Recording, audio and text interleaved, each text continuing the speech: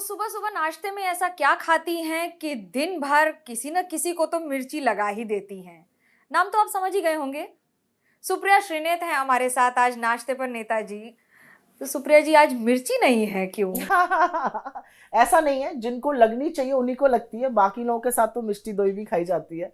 आज नाश्ते में बहुत सारे फल हैं, आपके लिए इडली और वड़े का भी इंतजाम किया गया है और थोड़ा सांभर है, तो मुझे लगता है आपको मजा आना चाहिए खाते हुए। नहीं, मुझे तो मजा आ रहा है, बट आप मुझे ये बताइए, मुझसे हर आदमी कहता है कि आप सुप्रिया जी से जब मिले तो आप उनसे पूछिएगा कि सुप्रिया जी को इतना गुस्सा क्यों आता है। तो जो मुझे व्यक्तिगत रूप से जानते हैं वो जानते हैं कि मैं पूरे वक्त हंसती हंसाती रहती हूँ, मैं बहुत मजाक करती हूँ, बहुत लेग पुलिंग करती रहती हूँ। ये एक ध्यान से सुनिएगा, ये कितने लोग विश्वास करेंगे, मैं इस पर जानना मुझे लगता है चाहूंगी। कि देखिए, जो आप टीवी पर कहते करते हैं और जो आप रियल लाइफ में, उसमें थोड़ा बहुत अंतर रहता है।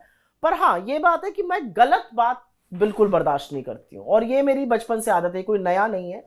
इवन एज अ जर्नलिस्ट, जो मेरे को जर्नलिस्ट के रूप में भी जानते थे, उनको पता था गलत तो ये बिल्कुल भी बर्दाश्त नहीं करेगी, तो मैं गलत नहीं बर्दाश्त करती हूँ। गलती और झूठ सिर्फ बीजेपी बोलती है, कांग्रेस कभी नहीं बोलती आप है। बता दीजिए हमने कौन से झूठ बोले हैं, आप बता दीजिए हमने कितनी फेक न्यूज फैलाई है बीजेपी के खिलाफ। एक भी नहीं फैलाई होगी, लेकिन हमारे नेता के खिलाफ कंसिस्टेंटली फेक न्यूज फैलाने का, हमारे अध्यक्ष के खिलाफ दुष्प्रचार करने का, हमारी पूर्व अध्यक्षा जो जिनको मैं मां के स्वरूप मानती हूं, उनके खिलाफ भद्दी भद्दी बातें करने का और वो अभद्रता करने का, जो कि मुझे लगता है कि हिंदुस्तान की संस्कृति का हिस्सा नहीं है। अगर वो होता है तो मुझे लगता है वो गलत है और वो बीजेपी करती है, कंसिस्टेंटली करती है।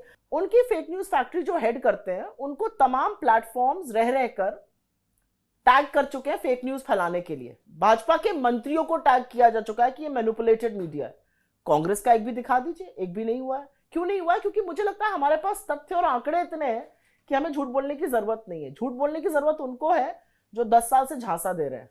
झांसा तो दे रहे हैं, कई राज्यों में सरकार थी, इस बार इतना कैंपेन हुआ, फिर सरकारें हाथ से क्यों निकल जाती हैं? अगर मोदी और बीजेपी बार बार झांसा दे रहे हैं तो फिर राज्यों में या मुझे लगता है जीत के कैसे आ जाते हैं? कोई कारण है? मैं बताती हूँ आपको। मुझे ऐसा लगता है कि हार जीत, और स्पेशली चुनावी हार जीत जो है, वो राजनीति का हिस्सा है।